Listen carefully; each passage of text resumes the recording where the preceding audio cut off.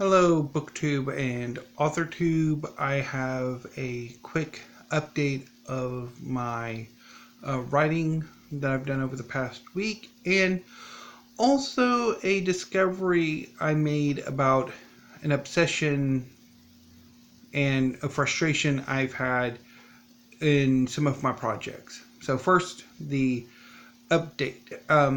So I did some more work on the NaNoWriMo project. Still does not have a title, but I've worked some more on the main antagonist's goals and character, and I like where I'm at, although I don't think he's as really much of a threat as he was originally, so I need to do some work on that. I've also been at work on an updated outline that I need to do a bit more work on today and tomorrow, probably.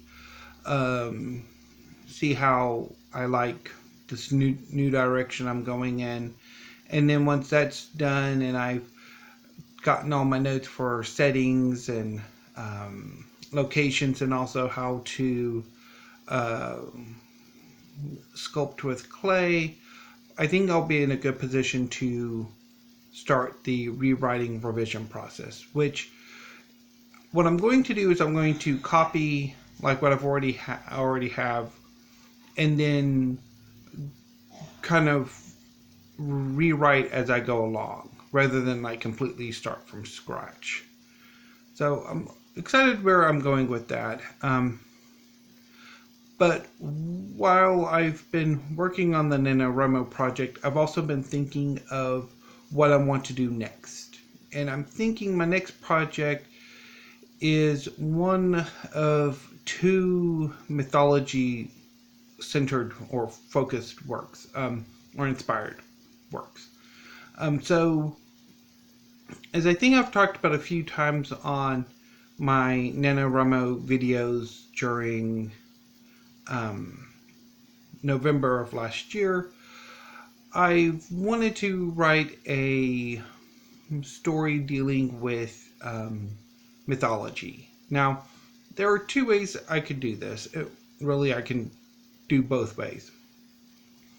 One is I can write an epic fantasy starring gods. In the sense of, like, say, mythology where the gods are far more active in the setting than just off in their own little dimension playing power games, or questionably real. That there would be real and very, very involved in the story. Really the main focus of the story. And I've been playing with this idea for some years. I have an idea of where I want to go with it, but I'm not entirely sure of the extra steps, the extra story that would be involved. I still need to work on that. Lots of research, lots of planning and thinking to really get that one going. And another one idea I've had, which would be more modern mythology, which would be a superhero story, which, obviously superheroes are a bit more prevalent nowadays, particularly with the success of the MCU and the boys on television and film. But you really don't see a whole lot of superhero stories in fiction, in prose fiction, I should say. So I've always really wanted to write my own superhero story. So maybe after I finish with NaNoWriMo project, which I really have got to get a name for, starting work on my superhero project might be in order.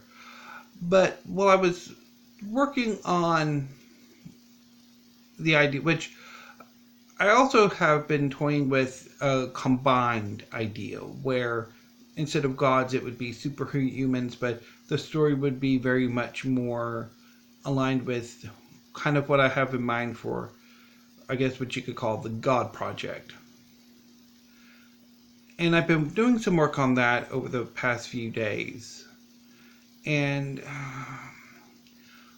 I'm kind of thinking maybe separating the two. Like having like an epic God-oriented fantasy and then having an epic-ish superhero story set in the real world might actually be a better idea. But I'll play around with it when I have time and see what I think. But one major breakthrough I've had in the past day or so is coming to terms with one of my obsessions, my sort of story obsessions, and one of my frustrations, of which both the God Project, however which way these three projects look are very tied into. One is the obsession is I'm always obsessed with a younger generation, like a second or third generation. So, in the terms of superheroes, that would be, say,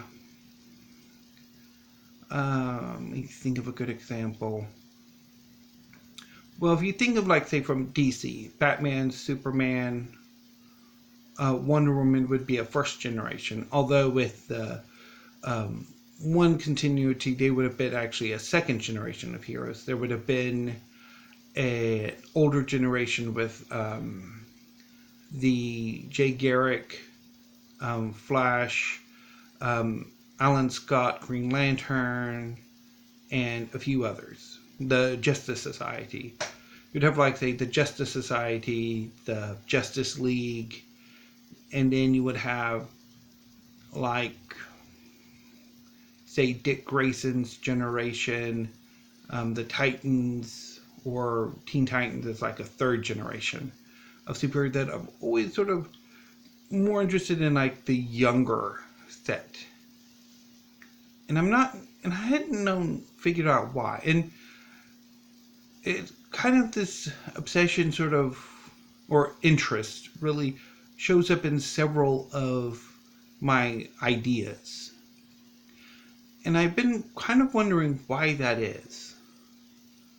And I think I kind of hit on it late yesterday that I'm really interested in sort of a younger generation kind of coming into conflict and trying to figure out what it wants, what direction it wants to take the world in, forging its own destiny in, like,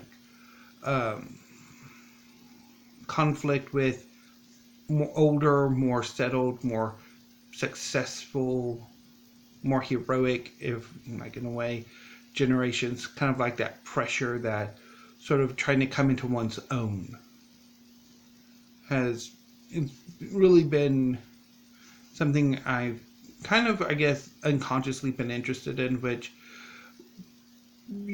probably does reflect in some ways my generation, which not really, I don't really have a whole lot of the sort of critical or theoretical or philosophical underpinnings to really sort of go much deeper into, and honestly, as the writer, it's not my job to, or as the author, it's not really my job to have a hold up a sign saying, here's the theme. It's more, here's the work. I might have some ideas I'm obsessing over and stuff that I may or may not be aware of, but it's really not my job to, hold a sign and say, this is the theme. That's really the reader's job. So, anyway. So I've been kind of like, came to that realization and was really thinking about these two projects in terms of that theme, and I'm kind of interested, particularly with, I think, the God Project. I think that is certainly something that bears looking into. And then I've also kind of confronted a long-running frustration I've had, which is that, particularly with like the superhero story, that I've wanted a gay superhero as the main protagonist. But I've always sort of kind of moderated that desire by introducing relatively quickly a more ensemble cast. More of like a team rather than like a single solo hero. And I'm kind of like why that is. And I suspect it's probably I have a sort of like an unconscious sort of like I want to do the solo hero and just go to town on it and have fun with it.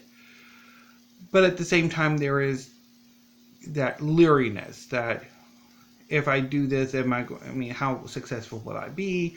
But in a team setting, it would be like I'd have other characters that readers could attach themselves to. Although, again, there would be perspectival issues, which I'm in like prose fiction, like if they're all around together, would it really make sense to have a whole lot of them being point of view characters? So that's, I think, one thing I need to really confront.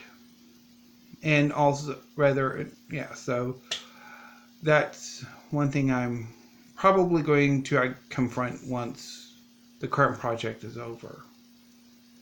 Because I do think I'm going to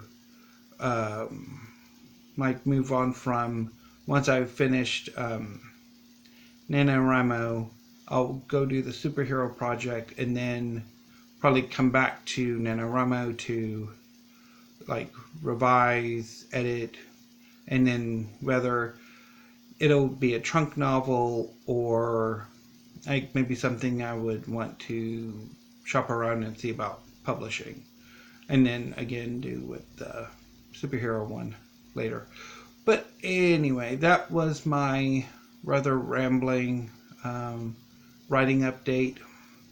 Hopefully next week I will have my 2 resource, the sculpture books read and thought about, and then I can get more into getting ready to start rewriting and revising the NaNoWriMo project.